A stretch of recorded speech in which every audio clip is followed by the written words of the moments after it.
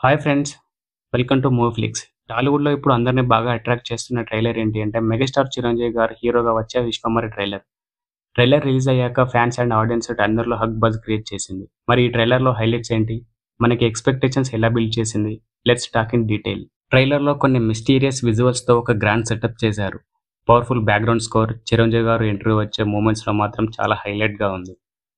థియేటర్స్‌లో మాస్ ఎనర్జీకి కొంచెం టేస్ట్ చూపించారు. విజువల్స్ చాలా స్టైలిష్‌గా ఉన్నాయి. కలర్ టోన్ సినిమాటిక్‌గా ఫీల్ అయ్యేలాగా ఉంది. మనకి ప్రొడక్షన్ వాల్యూస్ బాగా విజిబుల్‌గా కనిపిస్తున్నాయి. ఒక వర్డ్‌లో చెప్పాలి అంటే ఫస్ట్ ఫ్రేమ్ నుంచి లాస్ట్ ఫ్రేమ్ వరకు వైబ్ డిఫరెంట్‌గా అనిపించింది. ట్రైలర్‌లో ఎక్కువగా స్టోరీ రివీల్ చేయలేదు. కానీ హింట్స్ మాత్రం చాలా క్లియర్‌గా ఇచ్చారు. Hero character strong and mysterious రోల్‌లో ఉంటాడు అని అర్థమైంది. విలన్ సైడ్ చాలా పవర్‌ఫుల్‌గా ప్రెజెంట్ చేశారు.